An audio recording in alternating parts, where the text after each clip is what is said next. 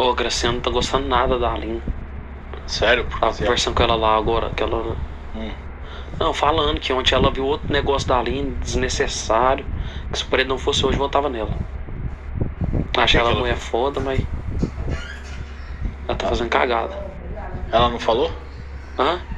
Ela não Ontem ainda que ela fez com a Dona Delma perguntou onde é que tava o Sargento Guilherme, ela sabia onde tá e a Dona Delma caçando e ela nem levantou pra ir lá.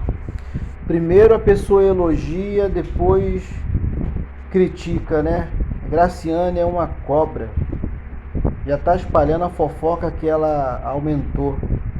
Meu Deus do céu. O que vocês acham dessa fofoca da Graciane contra a Aline aí? A Aline não fez nada demais, cara. Por que essa mulher faz isso? Graciane tá maluca. O que vocês... Coloca a opinião de vocês aí. E senta o dedo no like. Daqui a pouco a gente tá voltando com mais vídeo aí.